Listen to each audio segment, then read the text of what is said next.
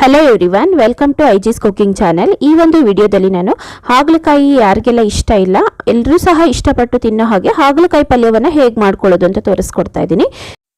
ರೊಟ್ಟಿ, ಚಪಾತಿ ಹಾಗೆಯೇ ಅನ್ನಕ್ಕೆ ಸೈಡ್ಸ್ ಆಗಿ ಸಹ ನಾವು ಇದನ್ನು ಉಪಯೋಗಿಸ್ಕೊಳ್ಬಹುದು. ನೋಡಿ, ಈ ಒಂದು ಹಾಗಲಕಾಯಿ ಪಲ್ಯವನ್ನು ಈಸಿಯಾಗಿ ಅತಿ ಕಡಿಮೆ ಸಮಯದಲ್ಲಿ ಹೇಗೆ ಮಾಡೋದು ಅಂತ ನೋಡೋಣ. ಅದಕ್ಕಿಂತ ಮುಂಚೆ ಯಾರೆಲ್ಲ ಇನ್ನು ಚಾನಲನ್ನು ಸಬ್ಸ್ಕ್ರೈಬ್ ಮಾಡ್ಕೊಂಡಿಲ್ಲ, ದಯವಿಟ್ಟು ಚಾನಲನ್ನು ಸಬ್ಸ್ಕ್ರೈಬ್ ಮಾಡ್ಕೊಳ್ಳಿ. ಬನ್ನಿ ಇದನ್ನು ಹೇಗೆ ಮಾಡೋದು ಅಂತ ನೋಡೋಣ. ಗ್ಯಾಸ್ ಮೇಲೆ ಈ ರೀತಿ ಪ್ಯಾನ್ನ ಇಟ್ಕೊಂಡಿದ್ದೀನಿ. ನೋಡಿ, ಇದಕ್ಕೆ 3 ಚಮಚದಷ್ಟು ಎಣ್ಣೆನ ಹಾಕ್ಕೊಳ್ಬೇಕು. ನಂತರ ಎಣ್ಣೆ ಚೆನ್ನಾಗಿ ಕಾಯಬೇಕು. ಕಾಯ್ದ ನಂತರ ಇದಕ್ಕೆ ಅರ್ಧ ಚಮಚದಷ್ಟು ಸಾಸಿವೆ ಹಾಗೆಯೇ 1-2 ಚಮಚದಷ್ಟು ಕಡಲೆಬೇಳೆಯನ್ನು ಹಾಕ್ಕೊಳ್ಳೋಣ. ಇದು ಚೆನ್ನಾಗಿ ಕೆಂಪಾಗೋ ತನಕ ಬೇಯಬೇಕು ಕಡಲೆಬೇಳೆ. ನಂತರ ಇದಕ್ಕೆ ನೋಡಿ ಕರಿಬೇವಿನ ಸೊಪ್ಪನ್ನು ಹಾಕ್ಕೊಳ್ತಾ ಇದ್ದೀನಿ. ಕಡಲೆಬೇಳೆ ಚೆನ್ನಾಗಿ ರೋಸ್ಟ್ ಆಗೋ ತನಕ ಬೇಯಿಸ್ಕೊಳ್ಬೇಕಾಗತ್ತೆ. ಹಾಗೆಯೇ 1 ಈರುಳ್ಳಿಯನ್ನು ಈ ರೀತಿ ಕಟ್ ಮಾಡಿ ಹಾಕ್ಕೊಳ್ತಾ ಇದ್ದೀನಿ. ನೋಡಿ, ಈರುಳ್ಳಿ ಸಹ ಚೆನ್ನಾಗಿ ಫ್ರೈ ಆಗಬೇಕು, ಅಲ್ಲಿ ತನಕ ನಾವು ಇದನ್ನು ಬೇಯಿಸ್ಕೊಳ್ಬೇಕಾಗತ್ತೆ.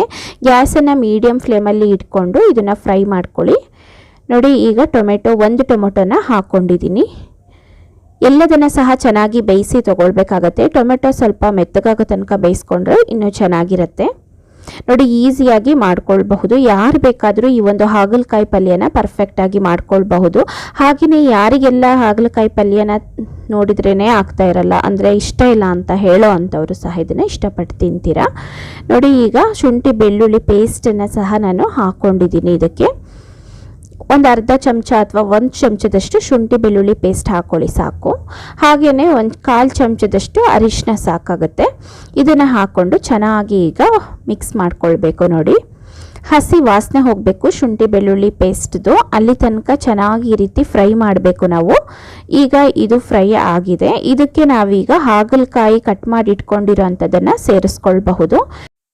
ಕಡಿಮೆ ಸಮಯದಲ್ಲಿ ಮಾಡ್ಕೊಳ್ಬಹುದು. ಇದನ್ನು 1/4 kg ಹಾಗಲಕಾಯಿನ ಕಟ್ ಮಾಡಿ ಇಟ್ಕೊಂಡಿದ್ದೀನಿ. ಅದನ್ನು ಈಗ ಸೇರಿಸ್ಕೊಂಡಿದ್ದೀನಿ. ರುಚಿಗೆ ತಕ್ಕಷ್ಟು ಉಪ್ಪನ್ನು ಸೇರಿಸ್ಕೊಳ್ಬೇಕು. ಇಲ್ಲಿ 1 ಚಮಚದಷ್ಟು ಉಪ್ಪನ್ನು ಸೇರಿಸ್ಕೊಂಡಿದ್ದೀನಿ. ಈಗ ಇದನ್ನು ಚೆನ್ನಾಗಿ ಒಗ್ಗರಣೆ ಜೊತೆಗೆ ಮಿಕ್ಸ್ ಮಾಡಿ ತಗೊಳ್ಳೋಣ. ನೋಡಿ, ಈ ರೀತಿ ಮಿಕ್ಸ್ ಮಾಡ್ಕೊಳ್ತಾ ಇದ್ದೀನಿ. ಹಾಗಲಕಾಯಿನ ಚೆನ್ನಾಗಿ ಬೇಯಿಸ್ಕೊಳ್ಬೇಕಾಗತ್ತೆ.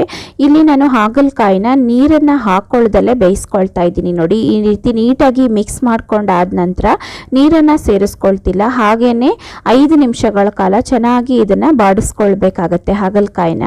ನೋಡಿ, ಈ ರೀತಿ ಚೆನ್ನಾಗಿ ಫ್ರೈ ಮಾಡ್ತಾನೆ ಇದ್ದೀನಿ. ಈ ರೀತಿ ಮಾಡೋದ್ರಿಂದ ಕಹಿ ಅಂಶ ಕಡಿಮೆ ಆಗುತ್ತೆ. ಅರಿಶಿನದ ಜೊತೆ ಉಪ್ಪಿನ ಜೊತೆ ಹಾಗಲಕಾಯಿನ ನಾವು ಫ್ರೈ ಮಾಡ್ಕೊಳ್ಳೋದ್ರಿಂದ. ನಂತರ ಇದಕ್ಕೆ ಲಿಡ್ಡನ್ನು ಕ್ಲೋಸ್ ಮಾಡಿಕೊಂಡು ಮತ್ತೆ 5 ನಿಮಿಷಗಳ ಕಾಲ ಬೇಯಿಸ್ಕೊಂಡಿದ್ದೀನಿ. ಇಲ್ಲಿ ನಾನು ನೀರನ್ನು ಉಪಯೋಗಿಸ್ಕೊಂಡಿಲ್ಲ. ನೋಡಿ, ಈಗ ಇನ್ನೊಂದ್ಸರಿ ಚೆನ್ನಾಗಿ ಇದನ್ನು ಮಿಕ್ಸ್ ಮಾಡ್ಕೊಳ್ತಾ ಇದ್ದೀನಿ. ನೋಡಿ, ಹಾಗಲಕಾಯಿ 50-60% ಅಷ್ಟು ಇಲ್ಲಿ ಬೆಂದಿದೆ. ಈಗ ಇದಕ್ಕೆ ನಾನು ಧನಿಯಾ ಪೌಡರನ್ನು ಹಾಕ್ಕೊಳ್ತಾ ಇದ್ದೀನಿ. ನೋಡಿ, ಇಲ್ಲಿ 1.5 ಚಮಚದಷ್ಟು ಧನಿಯಾ ಪೌಡರನ್ನು ಸೇರಿಸ್ಕೊಂಡಿದ್ದೀನಿ. ಹಾಗೆ ಅಚ್ಕಾರದ ಪುಡಿ 1/4 ಚಮಚದಷ್ಟು ಸೇರಿಸ್ಕೊಂಡಿದ್ದೀನಿ. ನೀವು ಖಾರವನ್ನು ಜಾಸ್ತಿ ತಿನ್ನೋದಾದರೆ ಇನ್ನೂ ಸ್ವಲ್ಪ ಜಾಸ್ತಿನೇ ಹಾಕ್ಕೊಳ್ಬಹುದು. ನಾನಿಲ್ಲಿ ಅಚ್ಕಾರದ ಪುಡಿ ಧನಿಯಾ ಪುಡಿನ ಮಾತ್ರ ಸೇರಿಸ್ಕೊಂಡಿದ್ದೀನಿ.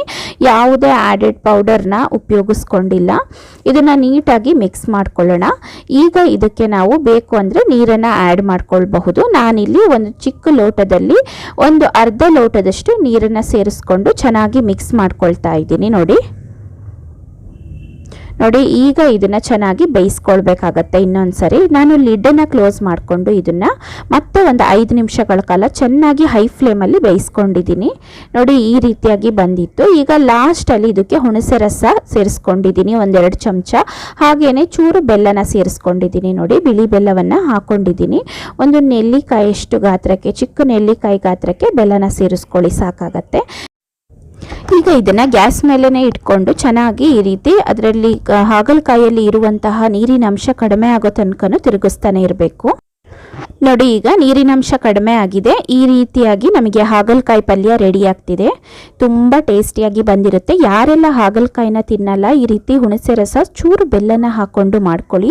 ಖಂಡಿತ ತುಂಬ ಇಷ್ಟಪಟ್ಟು ತಿಂತೀರಾ. ಮನೆಯಲ್ಲಿ ಮಕ್ಕಳು ಸಹ ಈ ರೀತಿ ಒಂದು ಪಲ್ಯನ ಖಂಡಿತ ಇಷ್ಟಪಡ್ತಾರೆ. ಇದನ್ನು ಚಪಾತಿ ಜೊತೆಗೆ, ರೊಟ್ಟಿ ಜೊತೆಗೆಲ್ಲ ತುಂಬ ಚೆನ್ನಾಗಿರುತ್ತೆ. ಹಾಗೆ ನಾವು ಮಧ್ಯಾಹ್ನದ ಊಟಕ್ಕೂ ಅನ್ನದ ಜೊತೆ ಇದನ್ನು ಉಪಯೋಗಿಸ್ಕೊಳ್ಬೋದು ಸೈಡ್ಸ್ ಆಗಿ. ತುಂಬಾ ಚೆನ್ನಾಗಿರುತ್ತೆ.